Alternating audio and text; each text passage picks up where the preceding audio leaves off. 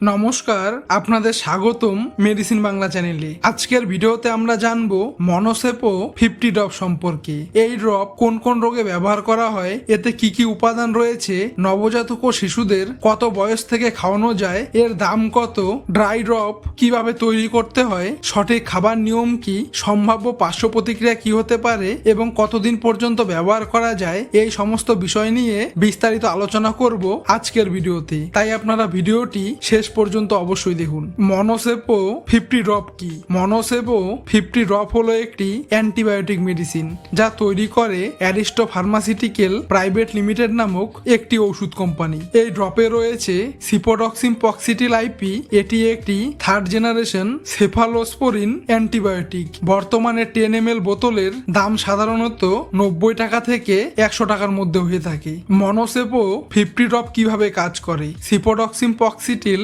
ব্যাকটেরিয়ার কোষপ্রাচীর তৈরিতে বাধা দেয়, ফলে ব্যাকটেরিয়া ধীরে ধীরে ধ্বংস হয়ে যায় এবং শরীরের সংক্রমণ নিয়ন্ত্রণে আসে। তবে মনে রাখতে হবে এটি শুধুমাত্র ব্যাকটেরিয়াল ইনফেকশনে কাজ করে। ভাইরাস জনিত সর্দি কাশি বা ভাইরাল জ্বরে এই অ্যান্টিবায়োটিক সরাসরি কোনো উপকার করে না। কোন কোন রোগে ব্যবহার করা হয়? ডাক্তাররা সাধারণত মনোসেপো 50 ড্রপ ব্যবহার করতে পারেন কানের ইনফেকশন, গলার ইনফেকশন, টনসিলস, সাইনাস ইনফেকশন, শ্বাসনালীর ব্যাকটেরিয়াল সংক্রমণ, মূত্রনালীর সংক্রমণ, ত্বকের কিছু ব্যাকটেরিয়াল সংক্রমণে। জ্বর সর্দি কাশিতে কতটা কার্যকর, এই বিষয়টি অনেক অভিভাবক জানতে চান।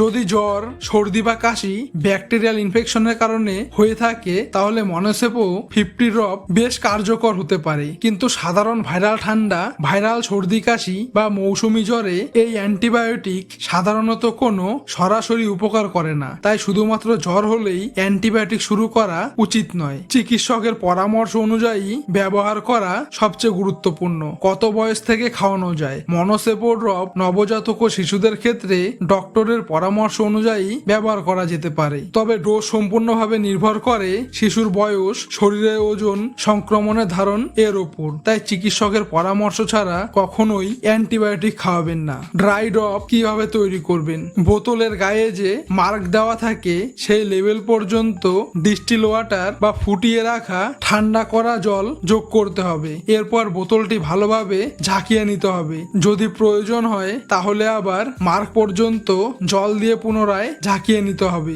তৈরি হওয়ার পর সাসপেনশন ফ্রিজে নয়, সাধারণ রুম টেম্পারেচারে সংরক্ষণ করা হয়। প্রতিবার ব্যবহারের আগে বোতল অবশ্যই ঝাঁকিয়ে নিতে হবে। সঠিক খাবার নিয়ম কি? ডোজ সবসময় ডক্টর শিশুর ওজন অনুযায়ী নির্ধারণ করেন।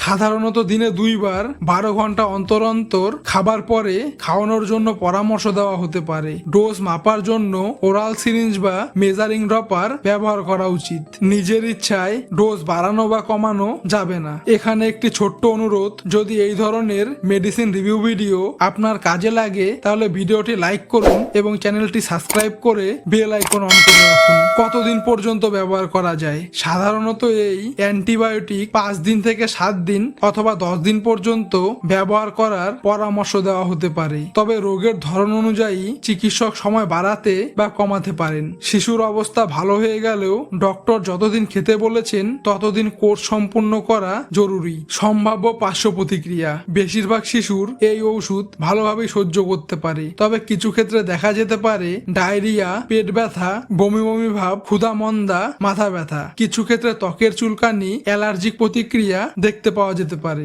গুরুত্বপূর্ণ সতর্কতা: ভাইরাল জ্বর বা সাধারণ সর্দি কাশিতে নিজের ইচ্ছায় অ্যান্টিবায়োটিক ব্যবহার করবেন না। ডোজ মিস হলে একসাথে দ্বিগুণ ডোজ দেবেন না। মাঝপথে ওষুধ বন্ধ করবেন না। অন্য শিশুর প্রেসক্রিপশনে অ্যান্টিবায়োটিক ব্যবহার করবেন না। অ্যান্টিবায়োটিকের অপব্যবহার ভবিষ্যতে অ্যান্টিবায়োটিক রেসিস্ট্যান্স তৈরি করতে পারে। আশা করি মনোসেপো 50 ড্রপ সম্পর্কে আপনারা পরিষ্কার ধারণা পেয়েছেন। কোনো প্রশ্ন বা মতামত থাকলে কমেন্ট করে জানান এবং ভিডিওটি তথ্যবহুল মনে হলে লাইক ও শেয়ার করতে ভুলবেন না। ধন্যবাদ।